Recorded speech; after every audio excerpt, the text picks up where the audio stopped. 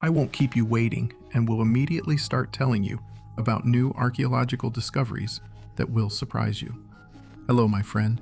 You're watching Kirkir Top. An ancient clay tablet. It has a cuneiform text on it that scientists are unable to decipher. A tablet with cuneiform text was found on a farm in Khuzestan province during agricultural work. Researchers believe that it dates back to the time of the ancient state of Elam. The ancient state of Elam occupied territory in the southwest of Iran, where the modern provinces of Elam and Khuzestan are now located. The language that was widespread in the territory of the ancient state has not been fully deciphered by researchers. Scientists know only some of its grammatical features. A 200-year-old ring with rubies and a diamond for $1. A resident of the United Kingdom, whose name is not mentioned, bought a pretty ring at a local charity shop some time ago. According to the woman, it cost her about $1.5. At the time, she thought it was beautiful costume jewelry with colored glass inlays, but she still decided to show it to the experts from the antique appraisal program Antiquus Roadshow.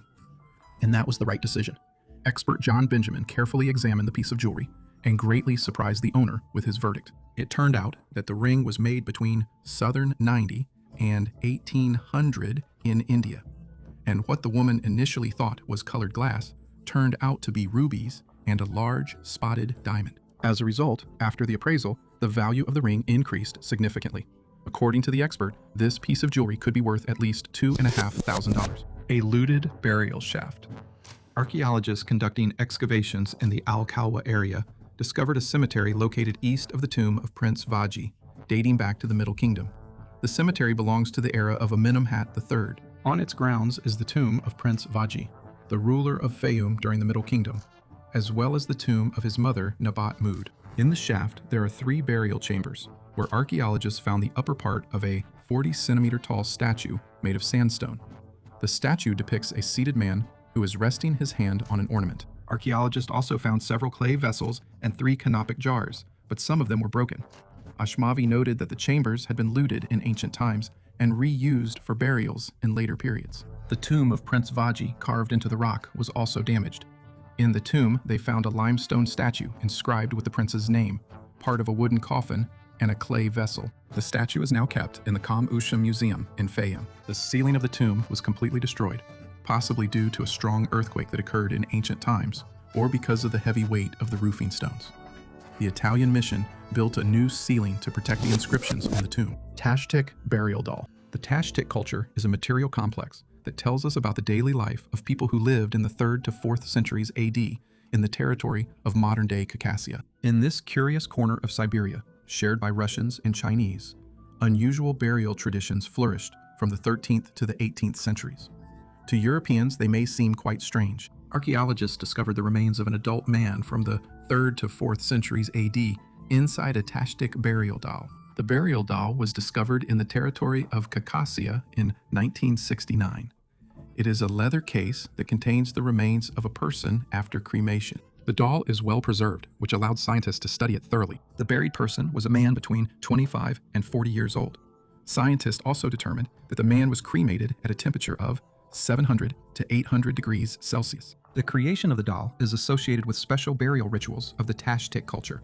The doll, which is 153 centimeters long, was found in the burial site directly under the body of a woman. The leather doll was stuffed with grass, and inside it there was a leather pouch containing bones that had been burned on a funeral pyre. The ancient city of Merv. Unfortunately, military conflicts of the past became the main reason for the destruction of unique architectural monuments and even entire cities.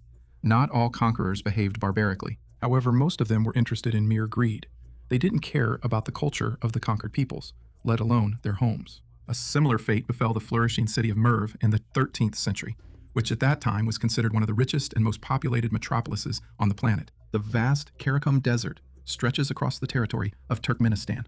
Long ago, thousands of caravans passed through here, following the route of the Silk Road. Only a few brave souls dared to cross the scorching desert. There would have been even fewer if it weren't for the little paradise, the city of Merv, in the middle of the dead zone. In the Middle Ages, it was considered one of the most important strongholds of Islam and the largest trading center, with a population estimated at between 800,000 and 1,300,000 people. Now, there is no trace left of the former grandeur of the ancient metropolis. Only a vast field of ruins remains, resembling a lunar landscape. However, in this desolate place, the Murghab River still flows, making it possible for an oasis to exist in the midst of lifeless deserts. The earliest civilization, Margush, settled in these deserts over 4,000 years ago.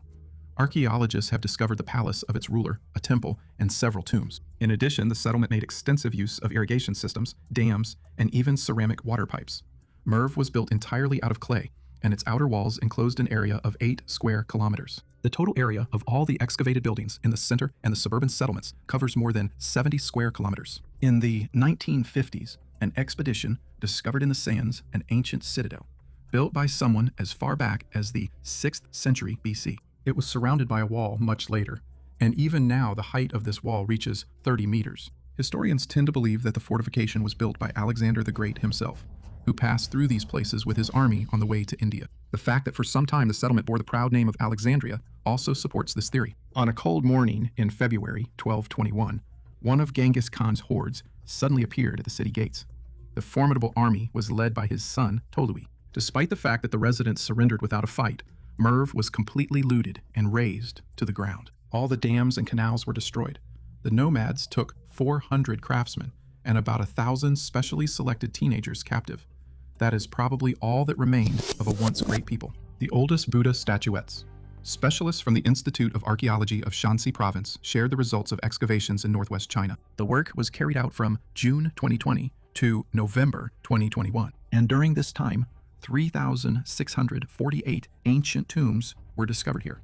They date back to a wide historical period from the Eastern Han Empire to the Tang Empire. Most of the burials here belong to high-ranking officials and members of ruling families. More than 16,000 artifacts were found in the cemetery, including 2 Buddha figurines made from an alloy of copper, tin, and lead in the style of ancient Gandhara. One of them is a 10-centimeter image of Buddha Shakyamuni. The second figurine, 16 centimeters tall, depicts the 5 Dhyani Buddhas. They were found in the family tomb M3015 and are dated to the year 158 AD. This means that Buddhism came to China earlier than previously thought. According to the commonly accepted theory, this religion appeared here between the years 3400 and 439, when, after the collapse of northern China, 16 barbarian states were formed. The mystery of the man in boots. Deep in the Thames silt, lying face down and in tall leather boots, the remains of this man lay for several centuries. At the time of his death, which occurred more than 500 years ago, he was no older than 35 years old. And now archaeologists are trying to solve the mystery. What happened to him? This male skeleton was discovered during construction work at the site of Chambers Wharf on the Thames in the Bermondsey district of London. Right now, a tunnel is being built there, which is supposed to stop the discharge of waste directly into the Thames. Experts' examination of the boots showed that they were made at the end of the 15th century or at the very beginning of the 16th century. Leather was an expensive material at that time, so it was usually reused. That's why scientists believe it's almost impossible that this man could have been buried with such a valuable accessory. When straightened, these boots reached up to their owner's thighs. The length of this footwear was perfect for wading into the river and moving through the sticky mud of the Thames. The very high quality of craftsmanship is also noteworthy, ensuring a long service life for this special footwear. The boots were further reinforced with an extra sole and were insulated from the inside with an unknown material. This could have been done either to keep the owner warm or to help the boots retain their shape. All of this leads researchers to suggest that this person was not buried, but that the river was the place where he earned his living. This could also have been the cause of his death. For archaeologists, it is not uncommon to find graves on riverbanks, but the position of the man who was found cannot be described as normal. The deceased was lying face down, with one arm over his head and the other thrown to the side. The position suggests that the person fell from a height or drowned and was then covered by a layer of silt. There were traces of heavy physical exertion on his bones, which, it can be assumed, were the result of hard labor. The most striking evidence of his life were the deep grooves on his teeth. They were caused by repetitive actions, such as constantly clenching a rope between his teeth, marks typical for the work of a fisherman. A unique Viking sword. British archaeologists have described a unique, heavy Viking sword found on the Orkney Islands.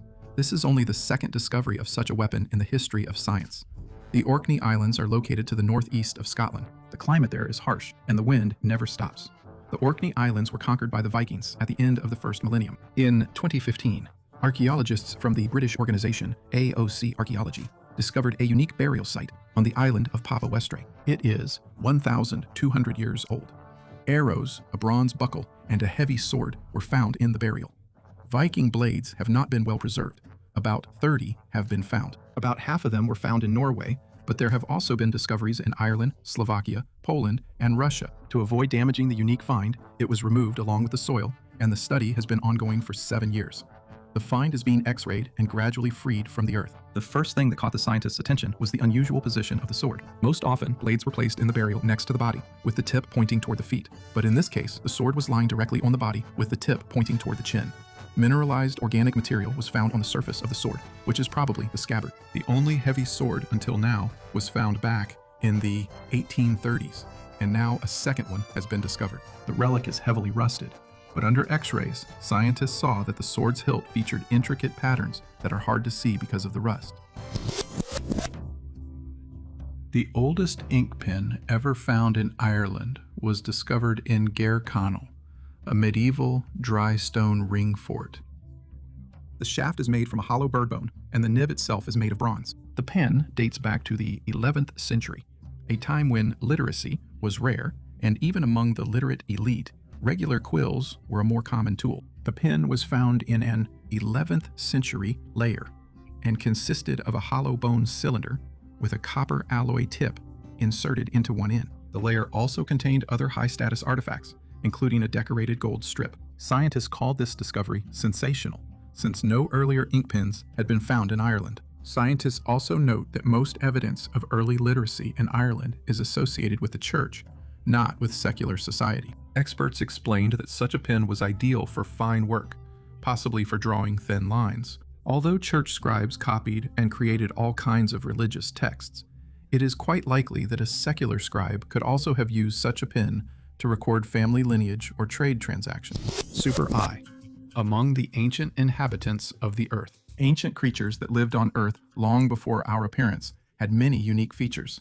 Scientists around the world have been trying to find out exactly what those were for many years. For example, an international group of scientists has announced their recent discovery. They managed to discover a unique eye system in the trilobites of the suborder Thacopina from the Devonian period, something unparalleled in the animal world. It turned out that these extinct creatures, which lived on our planet about 390 million years ago, had specialized compound eyes consisting of 200 lenses. Each of them was divided into 6 facets, and all of this formed a super eye. According to experts, this feature was an evolutionary adaptation to living in low-light conditions. With the help of such an unusual structure, the ancient inhabitants of Earth could see in complete darkness, since their super eye was much more sensitive to light than a regular eye. A ship in the desert. Among the vast Atlantic expanses, there is a special place where warm air masses collide with the current and form thick fogs. Poor visibility, strong currents, and gusty winds pose a significant danger to ships. In the past, many schooners could not cope with such difficulties, resulting in them sinking and over time being washed ashore. A considerable number of such ships have accumulated on the coast of Namibia. Now, a national park called the Skeleton Coast has been established here. Numerous remains of ships that were wrecked cover the sandy area. Over the decades, the structures have corroded, but they have not lost their visual impact. On the contrary, their appearance has become more mysterious. Every year, this place is becoming more and more popular. Speaking about this place, it's impossible not to mention the Portuguese ship Bom Jesus, which disappeared around 1533. For hundreds of years, this relic from the past was hidden from people near that very ship graveyard in Namibia, in a man-made lagoon that became a salty body of water under a thick layer of sand.